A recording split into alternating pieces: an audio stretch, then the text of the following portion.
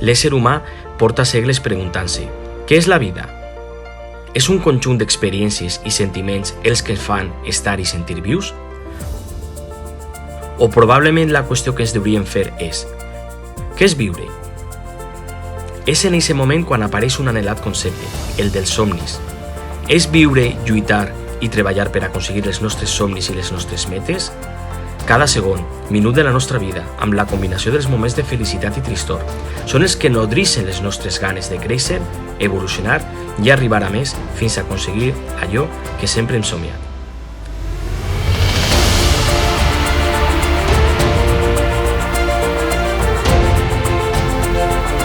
Viure, però sempre al costat d'aquestes persones que s'acompanyen en aquest viatge. Persones que es donen la seva mà, que es obrin una porta i que tenen la pretensió que alcancem la utòpica felicitat de la qual algun dia ens tindrem que acomiadar.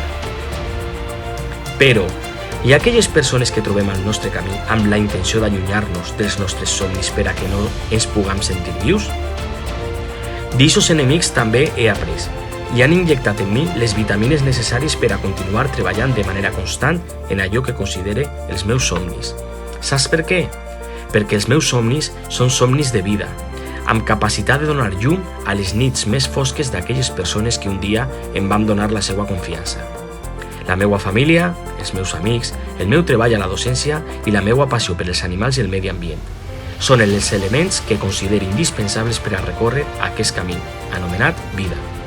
T'anime a continuar treballant per allò que consideres important per a tu, perquè durant els temps difícils és encara més important reflexionar sobre tot allò del que estem agraïts. Ja que, com va dir Clark Frank, tot el món tracta de fer coses grans, sense donar-se compte que la vida és un conjunt de coses xicotetes. Espere que trobes la teua pau, amor i felicitat per a que pugues sentir-te viu durant el gran viatge de la teua vida.